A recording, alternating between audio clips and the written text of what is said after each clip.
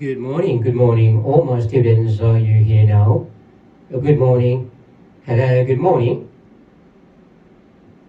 We are going to have a lecture in a few seconds. Okay, so please come to this online classroom right now.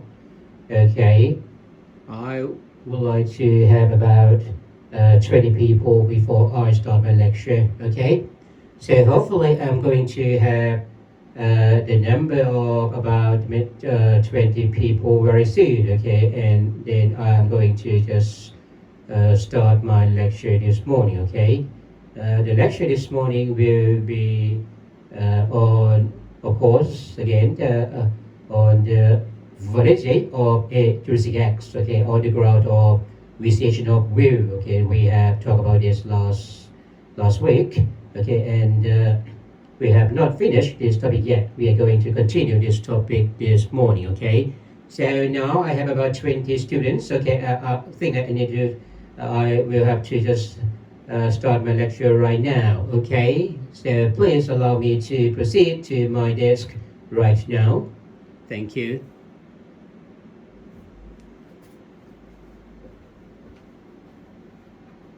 Okay, good morning everybody.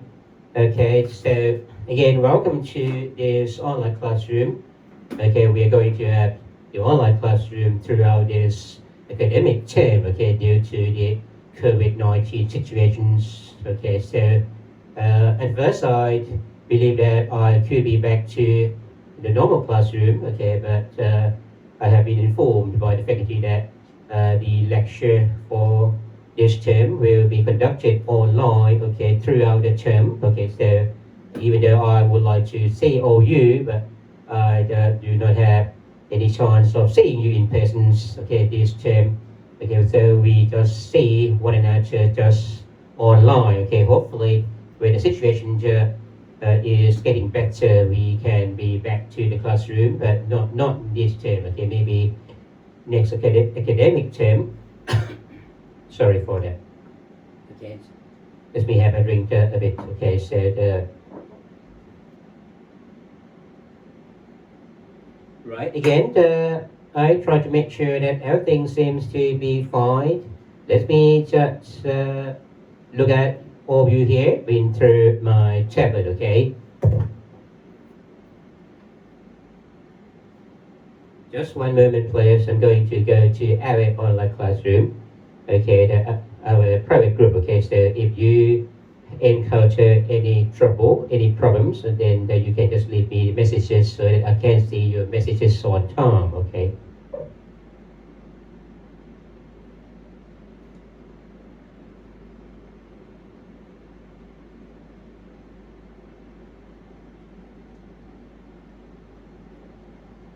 Good, very good. I now see you.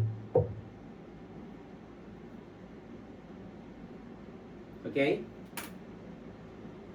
I now see this online classroom through this tablet. Okay, so if you have any problems, then you can just send me messages. I try to look at your messages, okay, on time. I think that many the students now just send me messages telling me your names, okay, to make sure that to confirm indeed that you are now present, okay, in this online classroom. Okay, so we try to make sure that, okay, you are present. Many of you seem to be absent, so I do not wish, okay, that those who are absent to just that survive in this subject. Okay, so that's the way to make sure that all you here pay attention, okay, pay due attention to the lecture.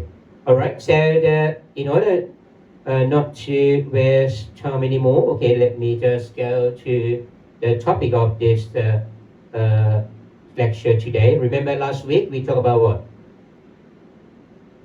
Last week we talked about, remember, invalidity of juristic acts on the grounds of vitiation of will. Remember, the wills of the party may be vitiated in many situations. We have talked about the situation which involves a hidden intention or in Thai เจตนาซ่อนเร้น right? And we also last week talked about the situation which is concerned with a so-called fictitious intention, okay, or in Thai, เจตนาลวง, and then we're going to talk about the remaining situations. Okay, what remains to be said? If you look at the screen here, we are going to talk about a situation which involves a fictitious intention which is aimed at concealing another juristic act, or in Thai we call this situation as เจตนาอำพราง. Okay, and we will also talk about the scenario which is concerned with fraud or กลช่อฉน in Thai, right? I think that the lecture today will be on these two topics. Okay, the fictitious intentions aimed at concealing another juristic acts and also fraud, and then the next lecture will be spent on discussions of the principles of law regarding jurors and mistake, right? So now let me start. Okay, let me start explaining to you the situation which is concerned with a fictitious intention which is aimed at concealing another juristic act, right? The situation which is known in Thai as เจตนาอำพราง, remember, right? This is something related to the topic which we talked about last week, right? It is also the case of a fictitious intention. But what is the difference between a normal fictitious intention which we talked about last week and the case which is concerned with a fictitious intention which is intended to conceal another juristic act? What is the difference between the two? The difference between what is known in Thai as เจตนาลวง and เจตนาอำพราง. Okay, so what are differences between these two? Okay, the differences between a fictitious intention and a fictitious intention which is intended to conceal another juristic act.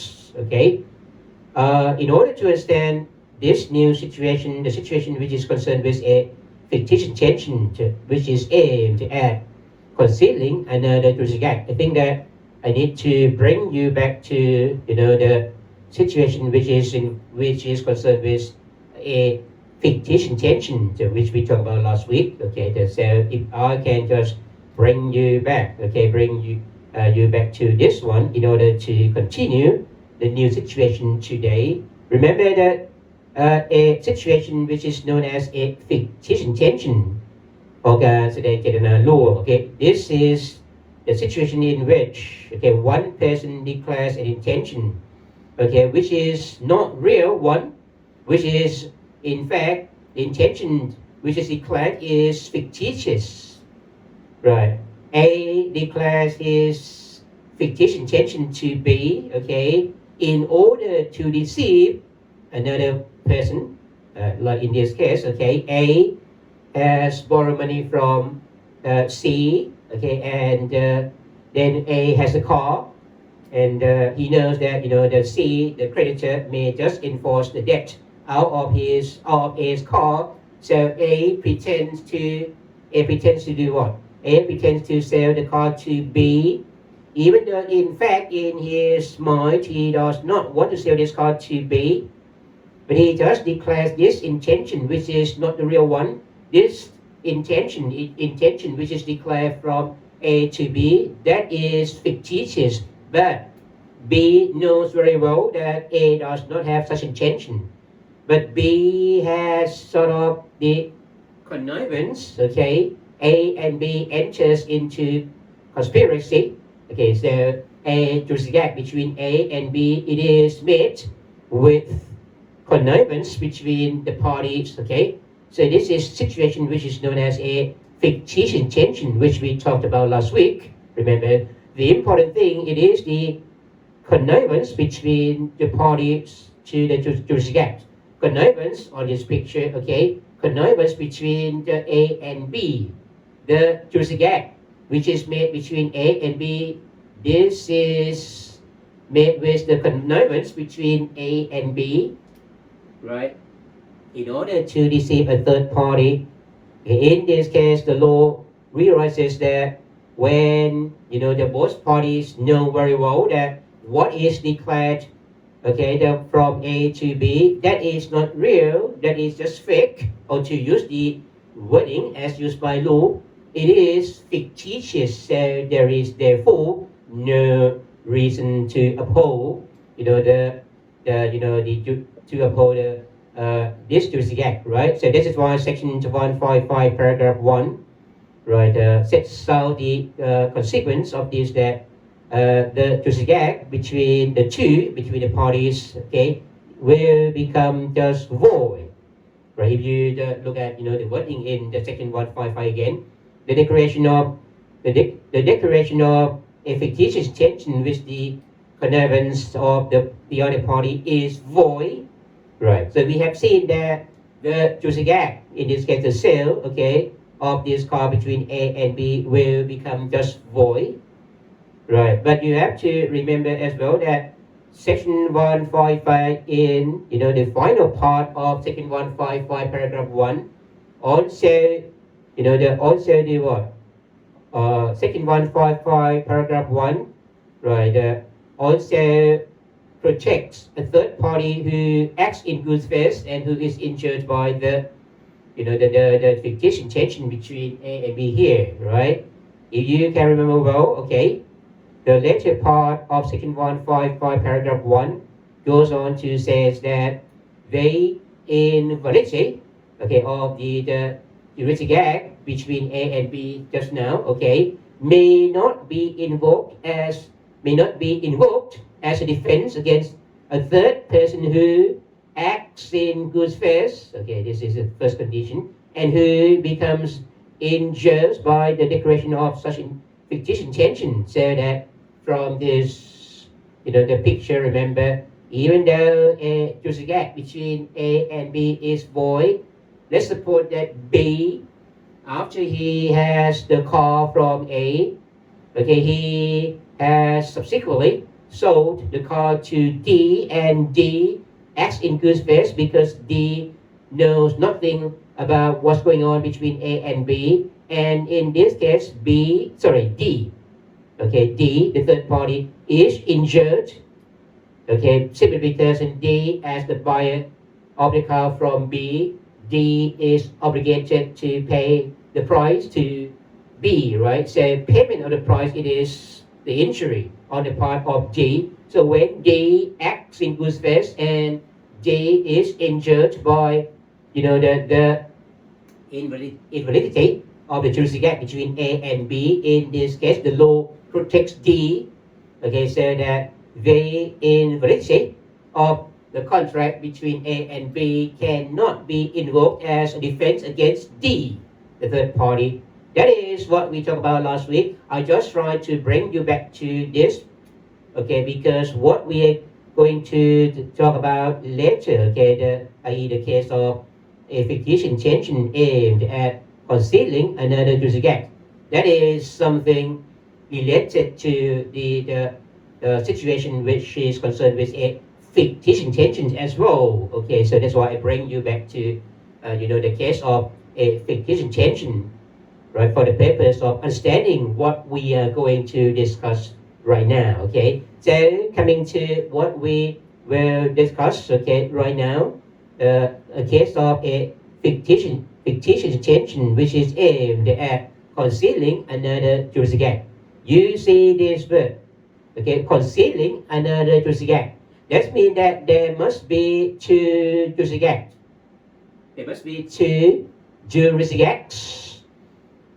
The first one and the second one. The first one, it is a Juristic Act which is made, okay, in order to conceal another one. So the Juristic Act number one is made in order to conceal the Juristic Act number two.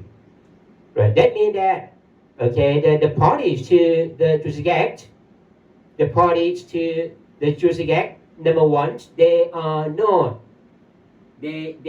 do not have the intention to be bound by the Juristic Act number one.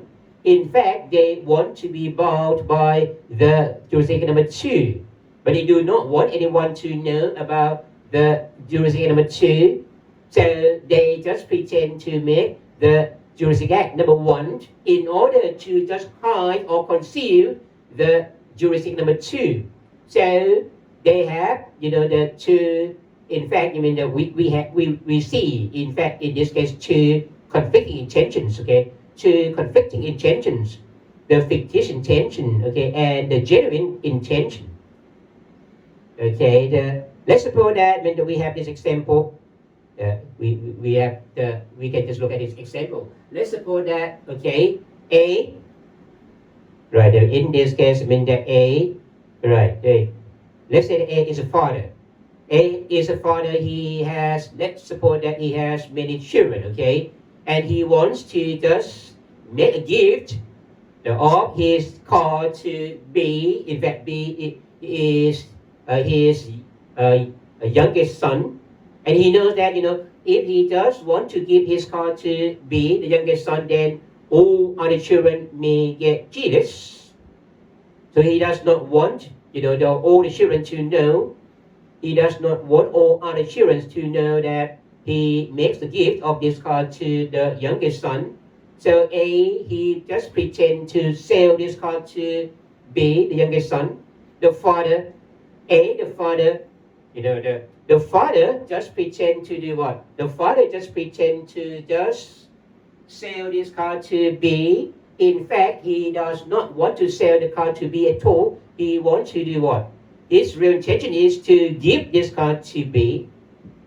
Right. So we can see that there are two juristic acts: the gift and the sale. Which one is the real one? Which one is a fake one or fictitious one? We can see that the real intention is to give the car to B. That is the real intention, or the inward intention in A's mind. Okay, the inward intention in A's mind, he wants to give this car to B. So the inward intention, okay, which is of course the genuine intention, it is to make a gift. That he just pretend to sell, just to conceal the gift. So we can see that the sale, it is a juristic act which is made to conceal the gift. Right? The sale, it is the juristic act which represents what? Represent an outward intention or the fictitious intention. In A's mind, he does not to sell this car to B. So the intention which is declared to other people, okay, the our intention, that is not real, that is not genuine. It is just fictitious. Right. So you can see, the conflict between two intentions, okay? The conflict between the our intention and inward intention. Right. The outward intention represents the fictitious intention. The inward intention represents the genuine intention. In this case, when there is a conflict between the two, there is a conflict between the outward intention and inward intention. What does the law say? And for your information again, okay, the outward intention represent the outward intention represent the what? Represent the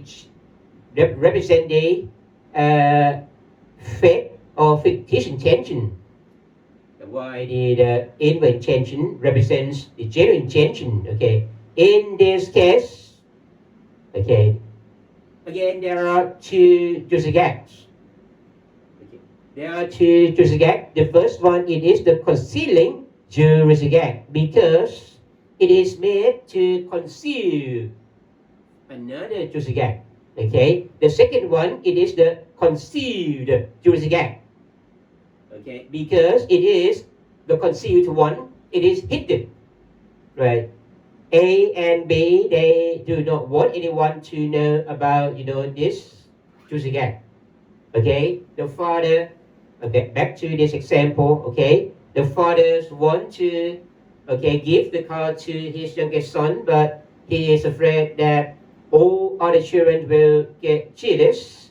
So the father, in this case, just pretends to make, just pretend to sell this car to B. On the real intention is to give. So we can see that the sale, okay, it is a juristic act which is made, okay, in order to conceal the gift. So the sale, it is the what? The sale, it is the concealing juristic act, while the gift is the concealed juristic act. Right. So what does the law say about this? Which one, when there are two juristic acts like this, which one is going to prevail? Okay, just one moment, please. I'm going to just have a check whether everything seems to be fine. Looks like okay, so far so good. Okay, I see myself on this. Okay, and there are at the moment, okay, about 30 students, okay, coming to this online classroom. Oh no, 37 not right now. Right. For your information, I would like to just change the teaching time from 9:30 to 9 o'clock. Okay, because it will take quite long to hold the online classroom. Okay, because of some sometimes because of some technical problems. Okay, so if we just hold the lecture at 9 o'clock, right? Okay, so if there are some problems, then we can sort them out, okay, on time, okay, so that it will not affect your next lecture. I know that you have the next lecture at 1:30, okay, so if the lecture is going to be finished at 12:30, sometimes it is a bit delayed to 1 o'clock, and it will have some effects on you, so that's why I try to just change the time, okay, of teaching from 9:30 to 9 o'clock. Back to the lecture now. What does the law say about this when we have two intentions? Sorry about that, okay? When we have two juristic acts, the juristic act number 1 and the juristic act number 2, in this case, the juristic act number 1 is made to conceal the juristic act number 2. Which one will be given legal effect by law? Between the concealing juristic acts and the concealed juristic act. In this case, the law say that, well, in this, when it is quite clear, it is in fact very clear that A and B, they know what's going on between them. Okay, A and B, they are aware of the real intention, so that when A and B know that in this case they want to be bound by what? They want to be bound by the concealed juristic act. In this case, it's a gift. The father pretends to make, to make a sale, but the parties do not want to be bound by the sale. They want to be bound by the gift. Okay, the fathers and the sons, they want to be bound by the gift. So when the real intention it is the gift, which represents the genuine intention, so that the law just give legal effect to the concealed juristic act, which represent the the genuine intention. That is why if we look at section, if we look at section what? Section 155 paragraph 2, we can see that the law just gives legal effect to an inward intention or a genuine intention between the parties. The reason seems to be straightforward. The reason is just that both parties, both A and B, they know very well what is the genuine intention.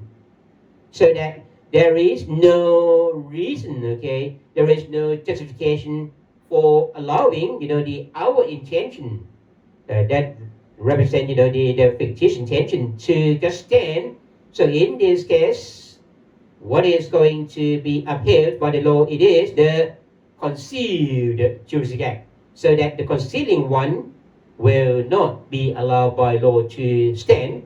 What is allowed by law to stand? It is the concealed juristic act, right? So that's why paragraph 2 of section 155 provides as follows.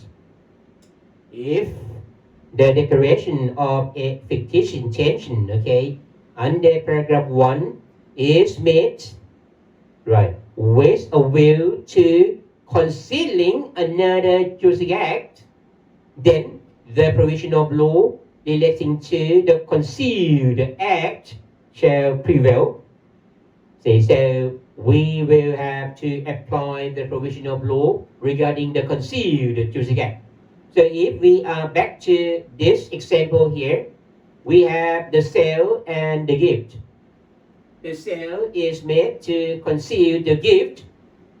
Right, the law say that the concealed juristic act will have to carry legal effect. So in this case, we have two sets of provisions of law, the provision of law on sale and the provision of law on gift. We will have to apply which provision of law. In this case, paragraph 2 of section 155 says that we will have to apply the provision of law relating to the concealed act. That means that we will have to apply the provision of law on gift. See? So in this example, A and B will have to be bound by the what? By the gift, not the sale. When A and B are bound by the gift, that means that B does not have any obligation to pay the price, okay, to A. B does not need to pay money to A because the price it is under the contract of sale which becomes void. In this case, the contract of sale becomes void. What is upheld by law is the gift. So when we will have to apply the provision of law on gift, okay, that means that in this case, B has no obligation to pay any price to A. Right? So this is something very simple, okay? So when we have seen this, I think that in this example, when we have seen this example, and this example should give you a very clear idea about the juristic act which is made in order to conceal another juristic act. Okay, after we have understood this very well, we are going to move forward to say some examples of this kind of fictitious intention which is aimed at another juristic act, okay? In Supreme Court cases, okay? We have a few cases which have been brought before the Supreme Court, okay? Beginning with the first case, in this case, right? Sometimes that we have a lot of stories whereby whereby A and B they want to make a loan. Let's suppose that A is a lender. In fact, these are the facts in this case, okay, which has been brought before the Supreme Court. This case was decided by the Supreme Court in 2018. Okay, let's suppose that we have A. A is indeed a lender, and we have also B as a borrower. B wants to borrow some money from A. Right. So in fact, in this case, it is just a loan of money. Right. But A and B, they did not want anyone to know that, okay, that they made a loan.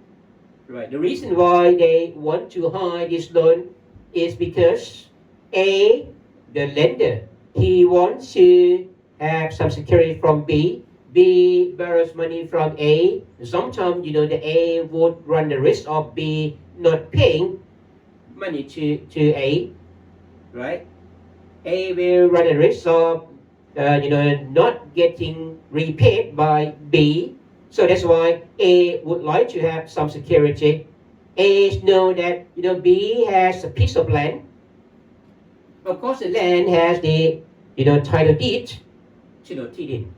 Right. So A wanted to have, the title deed from B, because if A, if A got hold of the title deed from B, A would feel sort of, A would feel at ease because he got a feeling that, that he would have some security from B.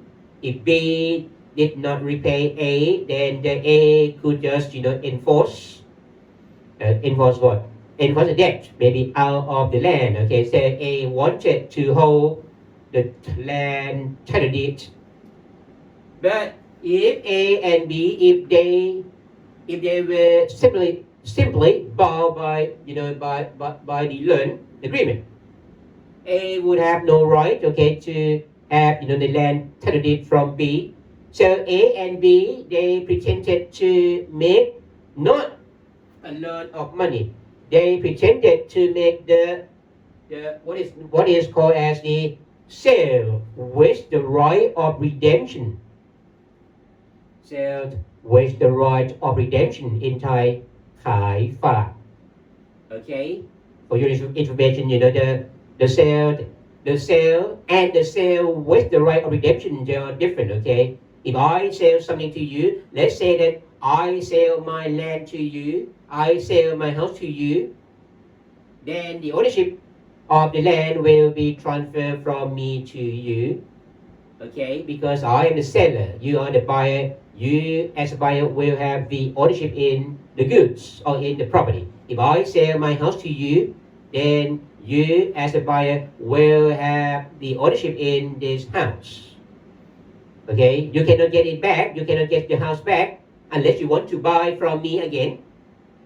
Okay, if you are the buyer, you already have the ownership in the property. Okay, then if I want my house back, I want to just buy from you back, right? But with respect to a sale with the right of redemption, เอาขายฝาก if I sell my land to you, I know that that I will lose ownership in this land. So if I want to retain my ownership in the future, okay, I can make the contract of sale with the right of redemption, ขายฝาก right? So the sale with the right of redemption, it is just the sale, but the seller will have the right to redeem. Okay, we call it redeem, redeem. Okay, redeem. That means that even though I sell my house to you, I can just redeem the house from you, so that the house will be back to me. Normally, the contract will specify, the contract of sale with the right of redemption will specify the period of time within which A is allowed to redeem the property from the buyer, right? So if A and B, if they make the contract of sale with the right of redemption, that means that B, okay, would sell the land to A, but B would have the right to redeem this land back, right? So again, in fact, A and B, they wanted to make a loan of money. A would like to lend money to B. B wanted to borrow money from A, but they pretended to make the sale with the right of redemption. Okay, so they just pretended to create the false impression that B sold this land to A with the right of redemption. So when B sold the land to A, right, with the right of redemption, then the title deed would be in A's hands, so that A could just hold the land title deed. Okay, so A would feel at ease because he would have B's land title deed. In fact, between A and B, they did not want to be bound by this agreement. Okay, they did not want to be bound by the sale with the right of redemption. The real intention, the genuine intention is to do what? Is to be bound by the loan agreement, right? So in this case, we have two juristic acts. The first one, it is the sale with the right of redemption, okay? But this one did not represent the real intention. It did not represent the genuine intention, because the real intention or the genuine intention, it is the loan. It is the intention to make the loan agreement, okay? the sale with the right intention was made in order just to conceal the loan. Right. So the second juristic act, it is the loan. The first one, it is the sale with the right of redemption. Okay. The sale with the right of redemption, that is made to conceal the loan, so that the sale with the right of redemption was the concealing juristic act. Whereas, the loan, it is the concealed juristic act. Back to section 155, paragraph 2. Remember, if we go back to 155, paragraph 2, 155, paragraph 2 says that we will have to apply the provision of law relating to the concealed act. So, in this case, we would have to apply the what? We would have to apply the provisions of law regarding the loan, okay? So that the sale with the right redemption would become void, while the loan agreement here would have to be upheld. So when the juristic act, which was valid, was the what? Was the loan agreement, okay? That means that if B, okay, when B was required to pay money back to A, B would have to repay A according to what the loan agreement said. The amount which would have to be paid by B, it is the amount indicated in the loan agreement, not the amount indicated in the sale with the right of redemption agreement. Right? The amount which was required to be paid by B is the amount of the loan, not the redemption price, not the redemption price under the sale with the right of redemption, okay? Redemption price, it is in Thai, sin Thai. Right? The reason why, B was not under the obligation to pay A, the redemption price, is because the sale with the right of redemption became void, so that B would not require to pay this redemption price. B would have to pay, back to A the amount which was indicated in the loan agreement, okay? So I think that the example seems to be quite clear, right? In fact, the situations where the parties wanted to make, the loan, but they just hide the loan. They pretended to make, something else. They intended to make, some juristic acts in order to just conceal the loan. We can see this situation, in fact, in many others cases which have been brought before the Supreme Court, okay, including this case, right? If you look at this case as well, the case decided by the Supreme Court in 2009, okay, 2009. The facts seem to be very, very similar. Okay, in this case, the case which was decided by the Supreme Court in 2009, okay, I think that the facts seem to be in the same line. Okay, A, the lender, B, the borrower. A just lent money to B. B wanted to borrow money from A. Right, but they did not want anyone to know about this intention, okay? They pretended to make a sale with the right of redemption. And the reason seemed to be, the same as the one which was reflected in the previous case. Remember, the reason why, A and B, they wanted to hide the loan agreement, they pretended to make the sale with the right of redemption, is because A wanted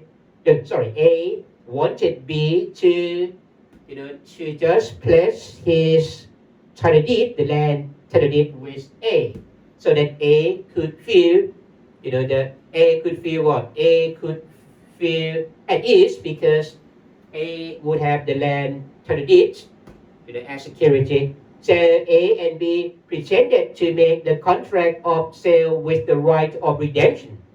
even though they did not want to be bound by this Juristic Act at all. So again, we have two Juristic Acts. The first one, it is a sale with the right of redemption. The second one, it is the loan.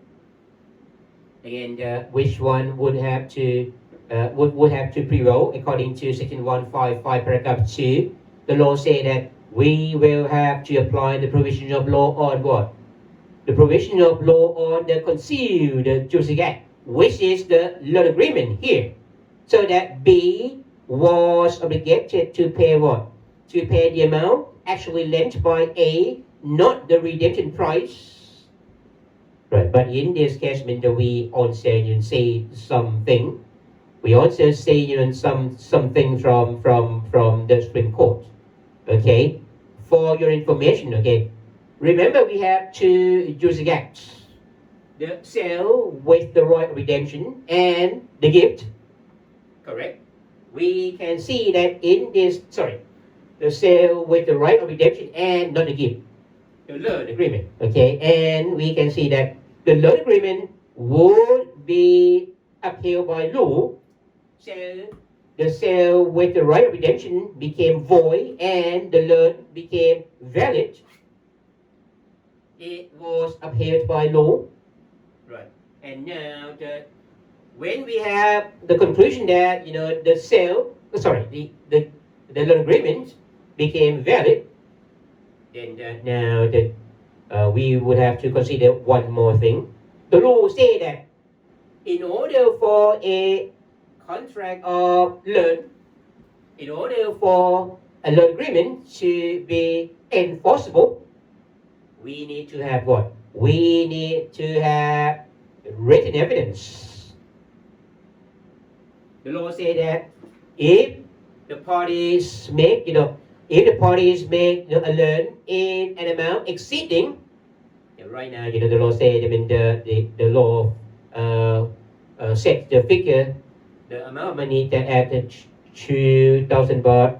If A and B make a loan in an amount exceeding 2,000 baht, then that loan will be enforceable only when it is supported by written evidence.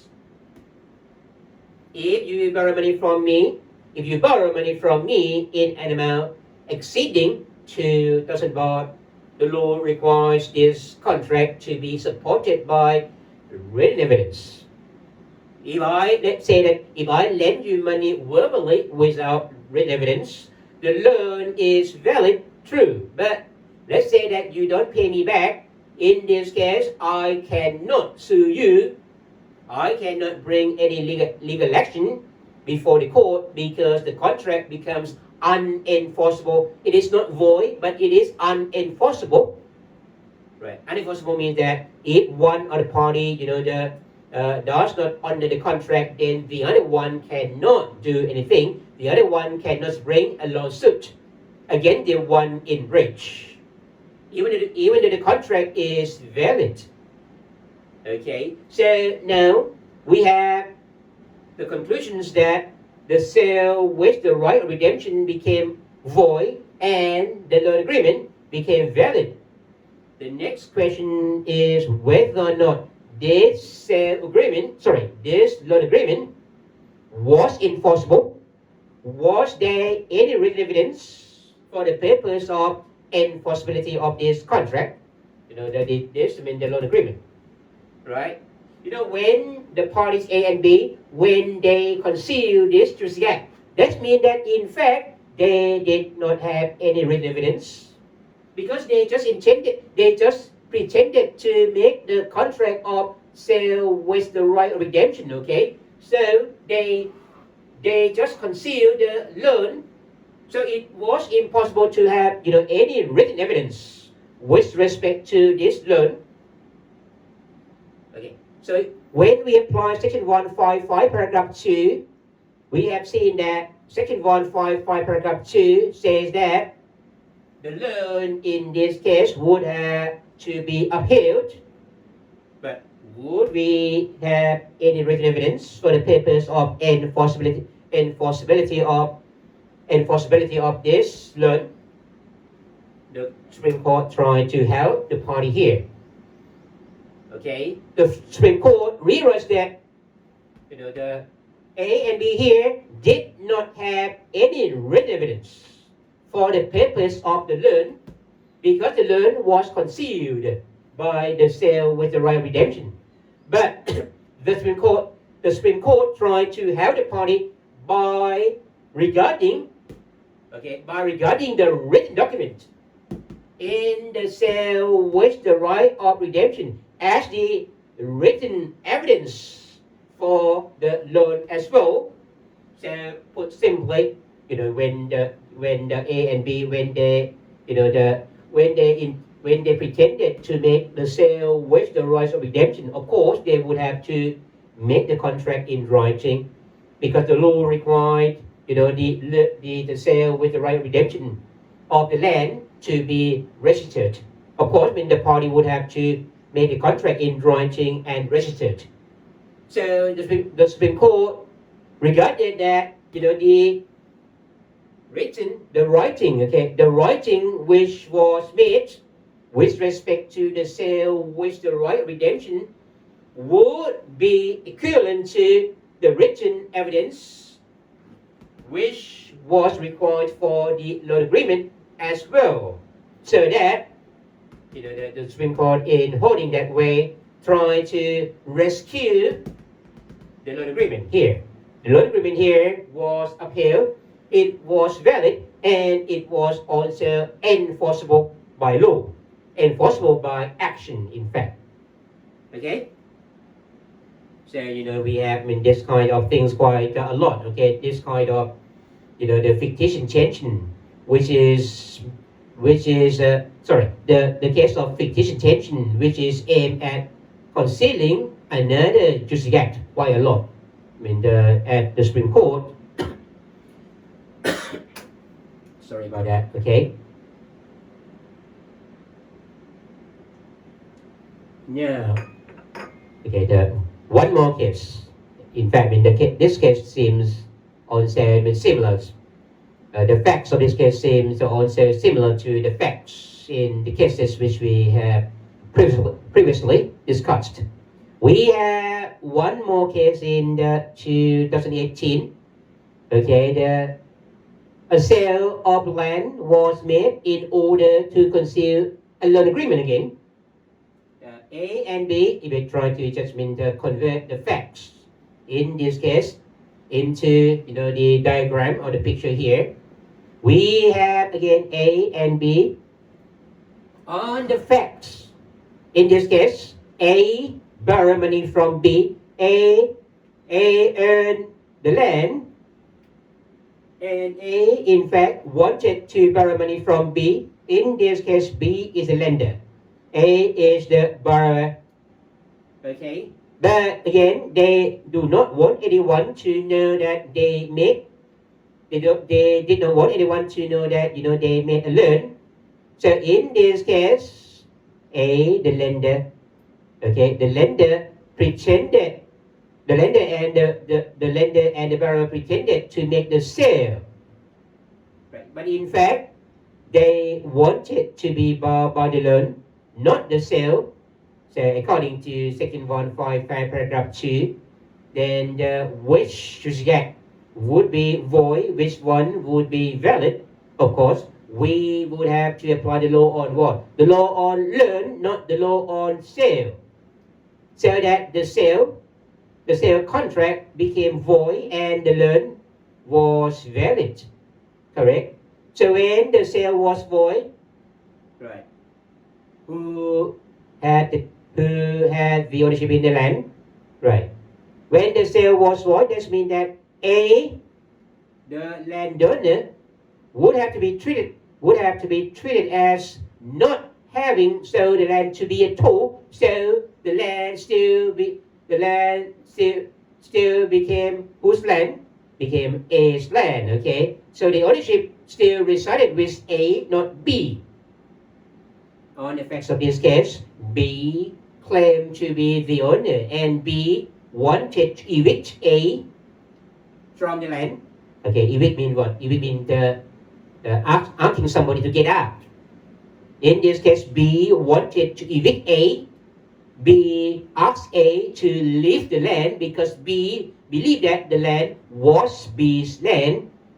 Okay, the B believed that he just had, acquired this land under the contract of sale of land here. But the Supreme Court held that no, B could not evict A. Evict in Thai we use the word ขับไล่ Okay, in this case B could not evict A because B was not the owner. The owner was still A because the contract of sale between A and B was void. The ownership in this land still resided with A, not B. So B could not evict A. Right. So now, from many cases, including cases which have been brought before the Supreme Court, we have seen that with respect to a Juristic Act, which is made in order to conceal another Juristic Act, that concealing Juristic Act will become void and the concealed one becomes valid. Okay, so when we have seen, from Section 155, paragraph 2, that we have to uphold the concealed Juristic Act. The concealed Juristic Act will be valid, right? But one thing which we need to bear in mind is that when the concealed Juristic Act is upheld by Section 155, paragraph 2, it must not be invalidated by some other reasons, by some other factors. If the concealed Juristic Act is invalidated by some other reasons, then it cannot be upheld. Right. Maybe the concealed Juristic Act will also become void because its object is expressly prohibited by law, or maybe the concealed Juristic Act may become, the void because it fails to comply with the form prescribed by law. Right. We have an example indeed from this case, which was brought before the Supreme Court in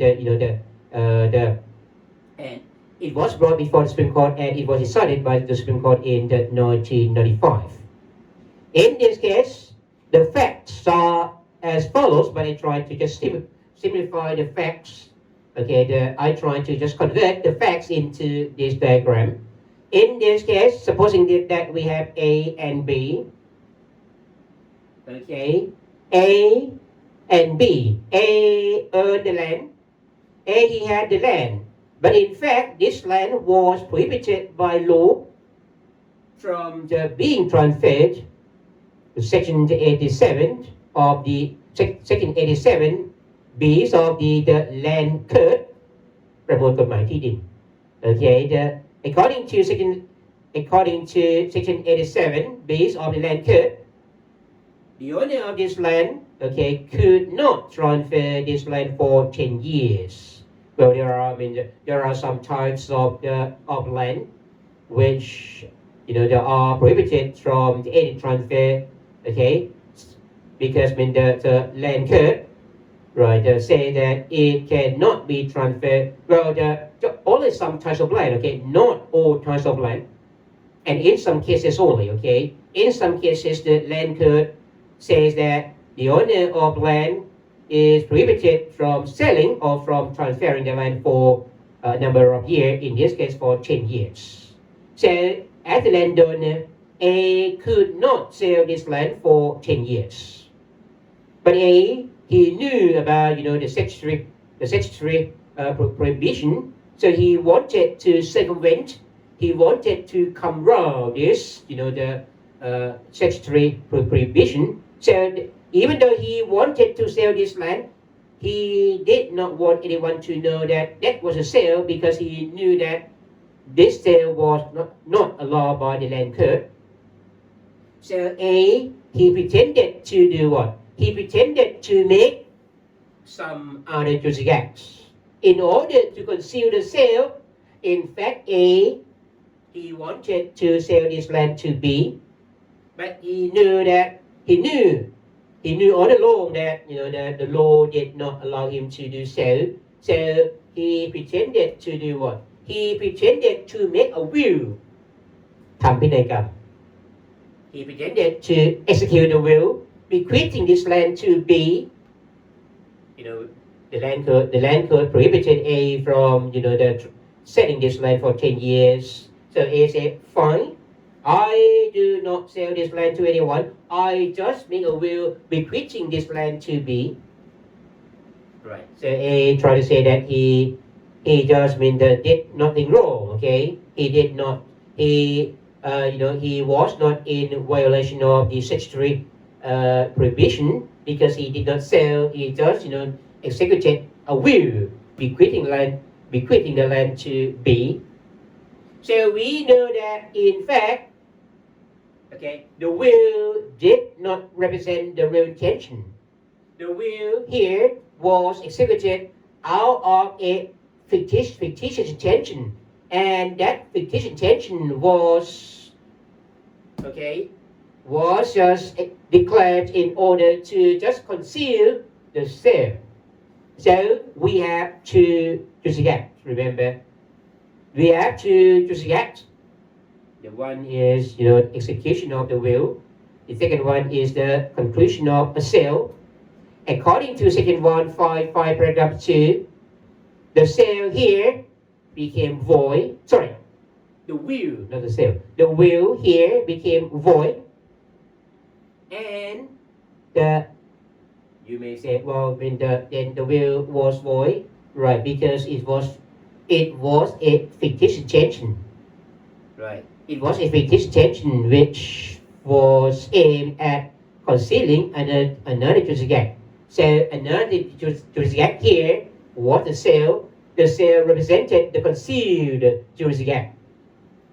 155 paragraph 2, 155 paragraph 2 just upholds, in this case, the sale. But in this case, the sale became also void. Why so? Why do we say here that the sale was also void? Because its object what? Its object was expressly prohibited by law. Remember, according to the law, right? It is not allowed to sell this land for 10 years. So when A knew about the statutory prohibition, but A pretended to just make the will in order to just conceal the sale. The sale therefore was made with an object which was expressly prohibited by law, so that the sale here became also void simply because its object was expressly prohibited by law. Okay, you remember that is what the law say, right? Remember the juristic act may become void because of its improper object. The object may be expressly prohibited by law, or it may be impossible, or it may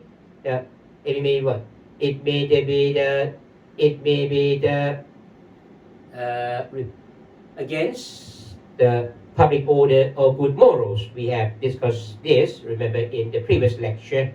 So if other facts, the concealed juristic act had any object which is maybe expressly prohibited by law, or impossible, or contrary to public order or good morals, then we cannot uphold this concealed juristic act as well. Okay, so in the case like this, the concealed juristic act would become void as well. Right. Another case which was brought before the Supreme Court, and the facts of the case seem to be very, very similar to the facts of the case which we just discussed a while ago. In this case, right, the case which came to the Supreme Court and was decided by the Supreme Court in 2011. Okay, again, we have the what? In this case, I try to just convert the story, into the picture like this, right? Again, we have the parties A and B, right? Again, A, he had the land, right? and he wanted to sell this land, but he knew very well that he could not be allowed by law to sell because Section 31 of the Land Code prohibited him from transferring this land for 10 years. Within 10 years, within 10 years as from the acquisition of this land, the Land Code did not allow A to transfer this land to anyone. So A, he want to circumvent the statutory prohibition by what? A, in order to come round this, statutory prohibition, he just pretended to make even 3 juristic acts. He want to make an agreement to sell, he want to just grant a lease, and he want to execute a will. A realized that, in this case, A realized that, Section 31 of the Land Code did not allow him to sell this land for 10 years. And he interpreted this provision of the Land Code, 31 of the Land Code, as meaning that he could not make any immediate transfer of this land. So that's why he tried to make the what? He tried to make an agreement to sell. An agreement to sell in Thai we call this one สัญญาจะซื้อจะขาย Agreement to sell that means that A agreed to sell the land to B, but in this case it is not an immediate transfer. A and B agree that the party to an agreement to sell would do one thing in the future. A would just transfer this land to B in the future. A would have to go to the land office in order to just transfer the ownership in this land to B. If A and B, they just made an agreement, at an initial stage, and they agreed that the owner would have to just transfer the ownership in the land to the buyer later in the future. That is not an immediate sale, That would be the so-called agreement to sell or สัญญาจะซื้อจะขาย Right. So in this case, when A realized that Section 31 of the Land Code did not allow him to make an immediate transfer of land, that's why A tried to pretend that he did not make a sale, but he made an agreement to sell. He also that A also pretended to grant a lease of this land. A also pretended to just execute a will bequeathing this land to B. So we can see that these three juristic acts, the agreement to sell, the lease, and the will, they were just fictitious juristic acts intended to conceal the sale. The real or genuine intention, is to sell the land from A to B. Right. So in this case, according to Section 155, paragraph 2, these fictitious, intentions as declared in making these 3 juristic acts would become void. So the agreement to sell, the lease, and the will became altogether void. And the question is whether or not we would uphold the sale. Right. Normally, according to Section 155, paragraph 2, we would have to uphold the concealed juristic act. But in this case, it was very, very apparent that it is even now clear that this sale was made with what? With an object which is expressly prohibited by law, because the law prohibited A from transferring this land. So when A does that pretended to make some other juristic acts in order to conceal the sale therefore was made with an object which was expressly prohibited by law. So the sale here could not be upheld. The sale here even though it was a concealed juristic act, it would become void as well. On the ground that by reason that its subject was expressly prohibited by law. Okay, right. Now, right. I mean, the one more case we have. Yeah, we are going to see one more case here. Let's now check what's going on in our online classroom, whether there is anything wrong. Right. I would like to just check your message. Okay, fine. I think I don't say anything wrong now. So far, so good. Okay, very good, very good. Okay. Now, one more example from the Supreme Court here. We have also, we have a case which was decided by the Supreme Court in 2009 here. Right. A, again, he intended to give the land to B. So we have A and B again here.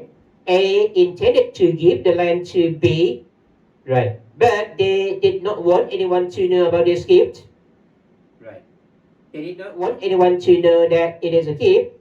They presented to make a sale.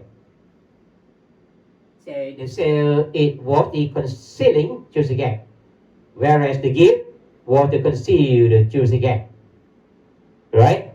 In this case, we can see that simply because the sale represented the fictitious intention. Okay, so the sale here would have to be void according to section 155 paragraph 2, right? And the gift, which represented an inward intention or the genuine intention, would be valid. It would have to be upheld, right? It would have to be upheld. But the thing is that we will have to consider, the validity of the gift as well, simply because it is a gift of what? It's the gift of land. Okay, it is a gift of land. Right. And the law requires what? The law requires that, well, if anyone wants to make a gift of immovable property, they would have to comply with the form prescribed by law. The form prescribed by law for the gift of immovable property is writing plus registration. Right. If I have a lot of land and I want to give this land to you, I cannot just make a contract verbally. I will have to make the contract in writing and I will have to register this contract with the land office. Otherwise, it will become void. The thing is that when A and B, they conceal the gift. So when they conceal the gift, of course they did not go to the office to register the gift. They intended to hide or to conceal the gift so that there would be no writing and registration with respect of the gift. Would the gift here, would the gift here become void because of failure to comply with the form prescribed by law? In this case, right, in this case, the Supreme Court wanted to save the life of the gift. Even though, that there was no writing, there was no registration with respect to the gift, there was just what? There was just the writing and registration with respect to the sale.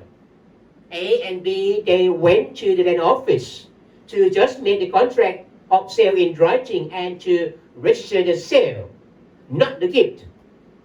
And in order to save life of the gift here, Section 155, paragraph 2 say that the gift would have to be upheld, but the Supreme Court also, tried to save the life of this gift by treating the writing and registration with respect to this concealing juristic act, i.e. the sale, as the writing and registration with respect to the gift, so that even though A and B, they did not, make the contract, they did not make the gift in writing and they did not register the gift, right? The Supreme Court held that the writing and registration made with respect to the sale would be treated as the writing and registration for the gift as well, so that this gift did not become void. This gift was upheld by the Supreme Court. Right? Now, before we end part, before we end, the first part, the first half of the lecture, let me just go on. Let me just move forward to one more thing with respect to a fictitious intention, which is aimed at concealing another juristic act, or นิติกรรมอำพราง or เจตนาอำพราง Okay, the juristic act which is concealed, that is known as นิติกรรมอำพราง in Thai.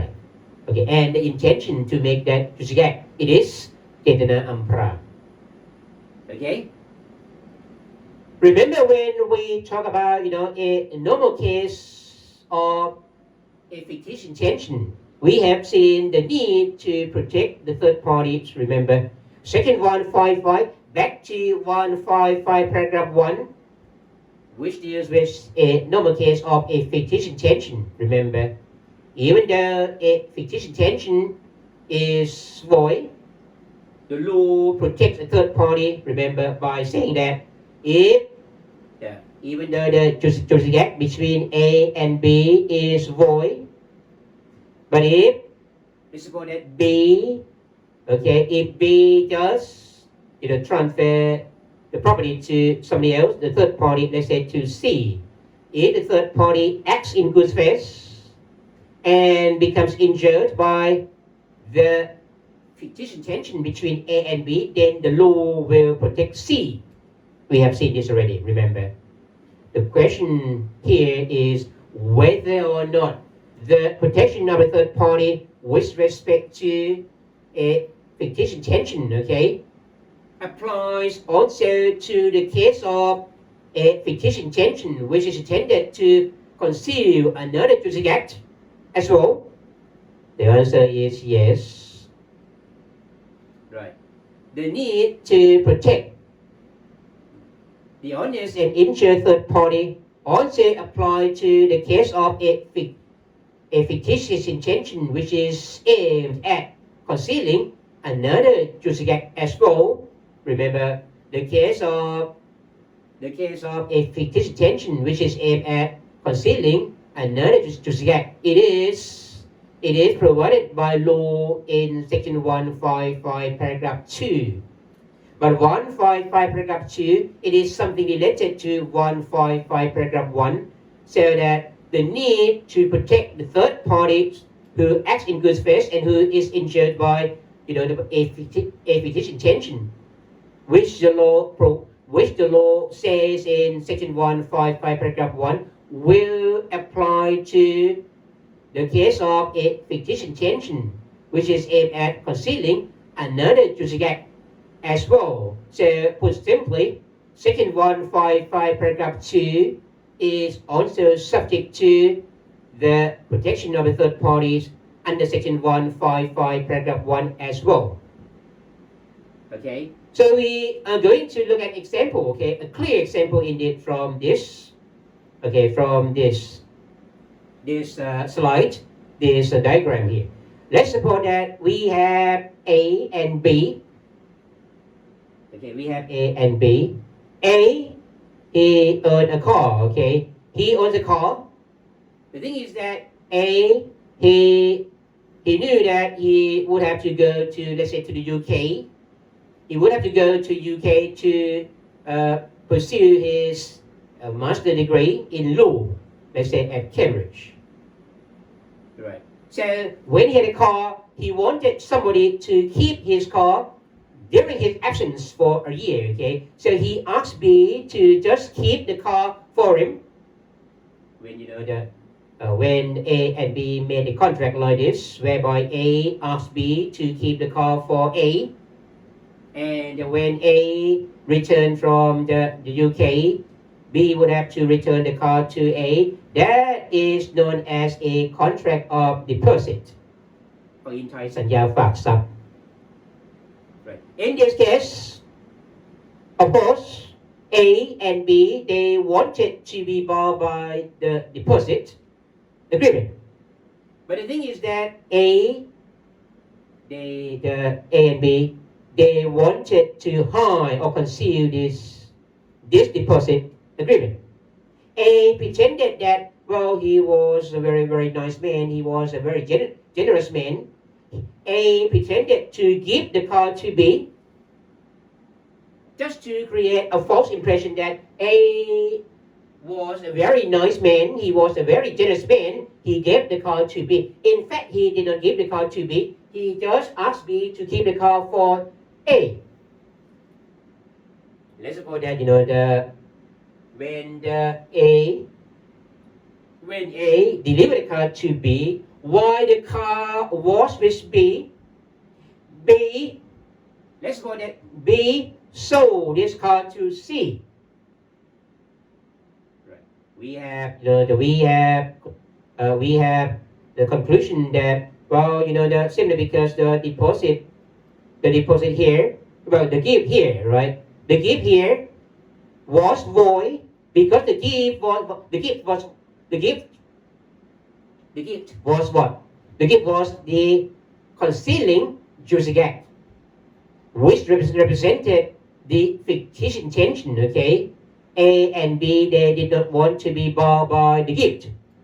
It was just a fictitious intention, so that it became void under section 155, paragraph 1. Paragraph 2, remember? Right. But the thing is that, in this case, even though normally section 155, paragraph 2, right, say that we would have to apply the law regarding the concealed juristic act so that the deposit would have to be upheld. Right. So when the deposit agreement would have to be upheld, that means that the car still belonged to A, not B, because the gift was fictitious. But while the car was with B, B sold the car to C, and C, he knew nothing about what's going on between A and B, so that C acquired the car in good faith. And C was injured because he would have to pay the price to B. C would have to pay money to B under the contract of sale between B and C, correct? So in this case, C was injured. So when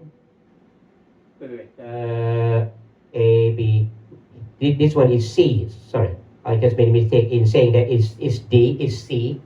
In this case, C here acted in good faith because C did not know anything about what's going on between A and B.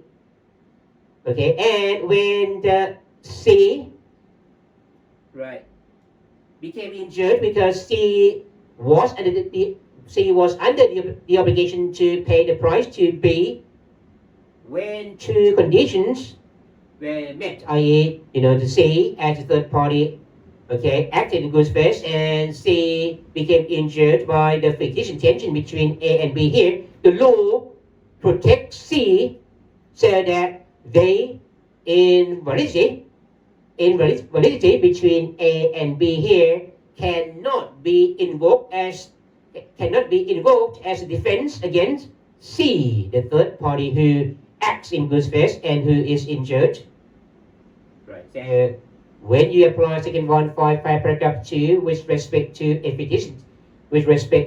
fictitious intention which is aimed at concealing another juristic act, please bear in mind the need to protect third parties who acts in good faith and who is injured by the invalidity as well. Right. In fact, we also have an example, even from the Supreme Court here. Okay. In the Supreme Court, which was decided by the court in fact, we have discussed this case already, okay? Remember, we have discussed this case if you just go back to see what I mentioned, okay, you will see that we have talked about this case already. Remember, we have the case where A, the lender, and B, the borrower, they just wanted to make a loan, but they tried to conceal the loan the lender wanted, the land title deed, right? So the lender knew that B had the land. Okay, so even though real's intention is to, lend B money, but they tried to just hide or conceal the loan. A and B pretended to make the contract of sale with the right of redemption. In this case, the contract of sale with the right of redemption represented the fictitious tensions so that it became void. Right. But the thing is that after that, okay, when A had the land title deed here, A just sold this land to C. And C knew nothing about what's going on between A and B. So that C, in this case, acted in good faith, and C would have to be considered as being in some way injured by the fictitious tension between A and B, because C would have to pay the price to A. In this case, when the two conditions were met, i.e., C, the third party, acted in good faith, and C, the third party, became injured by the fictitious intention between A and B. C, therefore, was granted protection by law. So that in this case, C could have the land. Okay, C was not under the obligation to return the land to the real owner. Right. So this is what happened in the Supreme Court.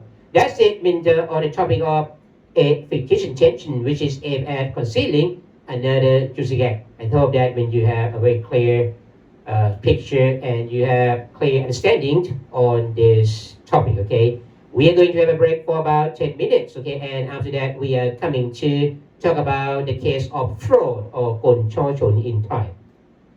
Right, so that is for now, and see you in a moment. Okay, thank you very much for your attention. See you soon.